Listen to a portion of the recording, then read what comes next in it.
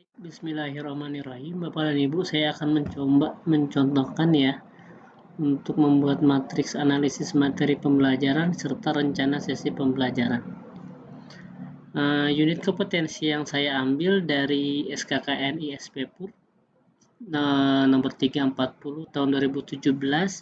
Saya mengambil untuk transaksi transfer dana dengan kode unit di sini 001 di belakangnya. Ini sudah saya siapkan contohnya. Oke, langsung saja ya, saya tidak menjelaskan secara terperinci mengenai unit kompetensi. Langsung aja praktis kepada pekerjaan yang harus kita lakukan. Yang pertama adalah matriks analisis materi pembelajaran. Nah, di sini sudah jelas untuk judul, kode unit, elemen kompetensi dan kriteria unjuk kerja, tinggal di copy pastekan ya. Sekarang saya akan memberi contoh. Nah, ini kode unitnya kita copy pastekan. Kemudian judul unitnya juga kita copy pastekan.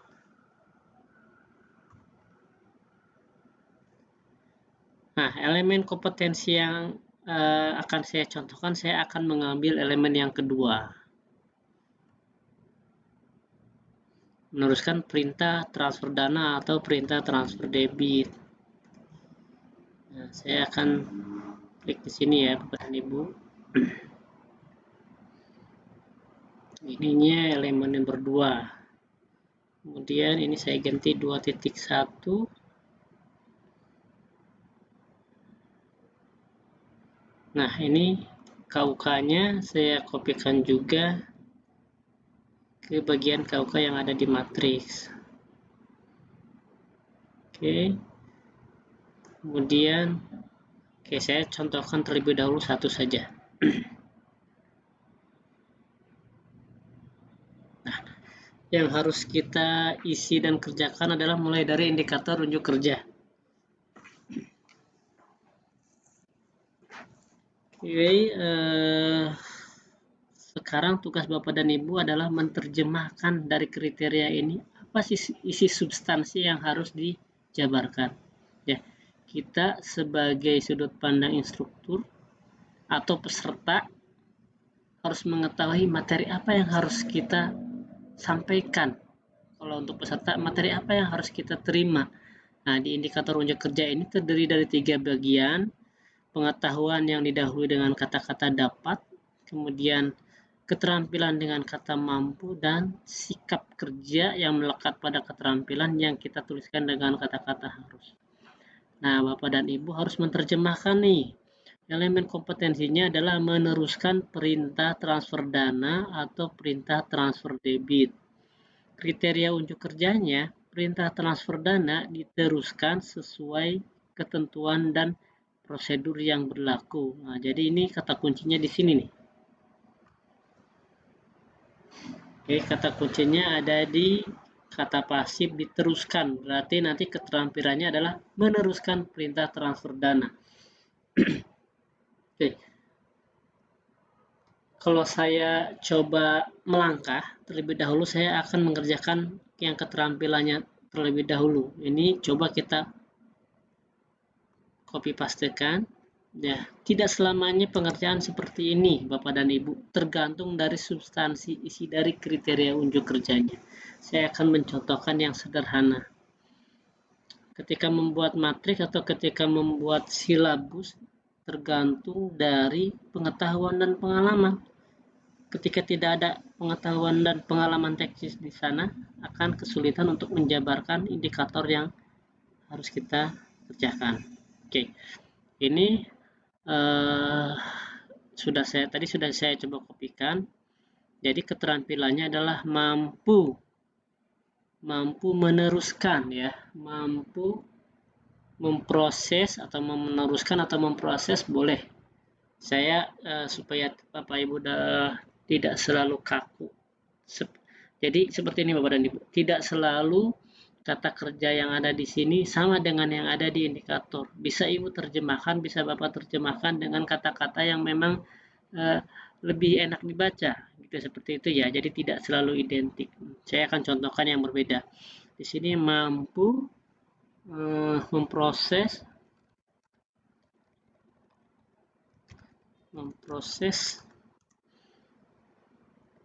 perintah transfer dana sesuai ketentuan dan prosedur yang berlaku. Nah, ini juga masih bisa kita rubah sesuai ketentuan dan prosedur yang berlaku. Misalkan saya akan rubah, ini bisa dirubah ataupun tidak, ini tergantung dari kondisi masing-masing saja ya. Perintah transfer dana yang sesuai, saya coba ganti ya. Yang sesuai, yang diinstruksikan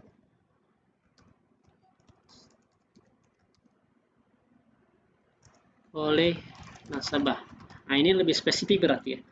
Dari kriteria unjuk kerja yang ada, perintah transfer dana diteruskan sesuai ketentuan dan prosedur yang berlaku. Ya, saya akan coba terjemahkan. Keterampilannya itu adalah mampu memproses perintah transfer dana yang diinstruksikan oleh nasabah. Jadi ya, prosedur yang berlaku ini saya ganti disesuaikan dengan kondisi teknisnya, saya ganti dengan dia sesuai dengan yang diinstruksikan oleh nasabah. Mampu memproses perintah transfer dana yang diinstruksikan oleh nasabah. Nah, ini kemampuannya sudah saya dapat. Kemudian saya akan balik ke sini, ke indikator unjuk kerja bagian pengetahuan. Oke, jadi Bapak dan Ibu harus memikirkan pengetahuan apa yang bisa mendukung, yang bisa mensokong sebagai pengetahuan untuk mendukung keterampilan yang akan dilakukan. Yang tentunya indikator unjuk kerja bagian pengetahuan ini kita juga terjemahkan dari kriteria unjuk kerja yang ada. Nah, saya akan mencontohkan di sini dapat menjelaskan cara memproses perintah ya, saya langsung copy paste aja. Perintah transfer dana yang diinstruksikan oleh nasabah. Nah, dapat menjelaskan cara memproses perintah transfer dana yang diinstruksikan oleh nasabah. Nah, kita lihat apa bedanya poin di pengetahuan dengan keterampilan. Kalau di keterampilan ini sudah jelas nih kata kuncinya memproses. Artinya nanti si peserta itu bisa memproses, langsung praktik ya untuk melakukan. Tapi kalau di sini ada kata-kata menjelaskan cara.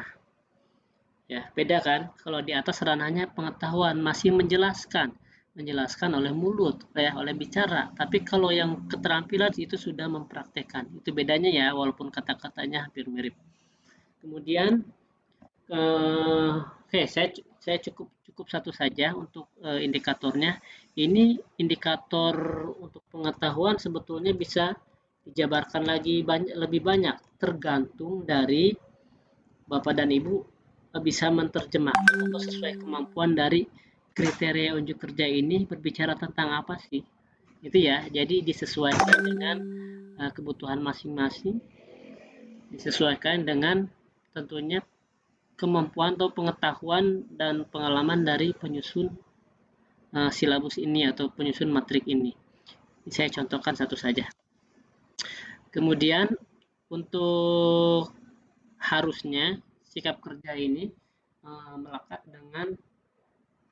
dengan keterampilan. Pada saat memproses perintah transfer dana, peserta harus seperti apa sih sikap kerjanya? Nah, saya akan tulis di sini. Harus teliti. Kemudian bertanggung jawab. Kemudian harus bertanggung jawab dan disiplin sesuai cut off time. Itu ya, ini bahasa teknis lah ya, Bapak dan Ibu yang lebih mengerti. Oke, Bapak dan Ibu, indikator sudah terisi. Nah, sekarang bagaimana cara mengisi materi pelatihan gampang Bapak dan Ibu? Ini tinggal di copy pastekan saja dari indikator unjuk kerja. Nah, pengetahuan Bapak dan Ibu, copy pastenya dari sini. Jadi kata kerja menjelaskannya tidak di copy paste. Karena ini pengetahuan ya. Jadi dari kata-kata cara.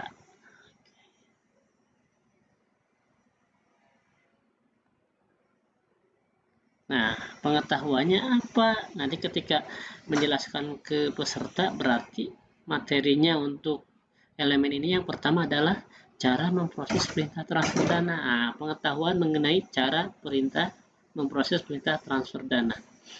Kemudian cukup ya, karena ini satu indikatornya, maka pengetahuannya pun satu. Kemudian untuk keterampilan pun, nah bedanya kalau keterampilan dari kata kerjanya kita copy pastekan. Kita copy pastekan di sini. Nah, kolom-kolom ini untuk mempermudah membedakan mana mohon maaf, baris-baris ini untuk mempermudah mana yang termasuk pengetahuan, jajarannya di sini, mana yang keterampilan di sini, kemudian mana yang sikap kerja di sini.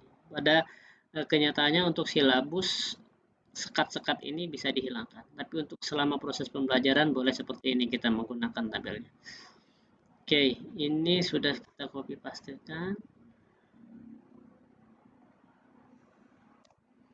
Nah, kemudian untuk sikap kerjanya pun tinggal di copy paste dari kata-kata teliti ini.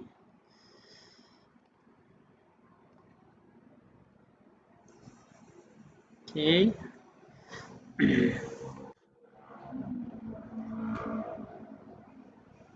Siap.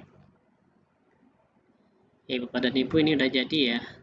Untuk kata, mohon maaf, untuk sikap kerja bisa menuliskan lengkap.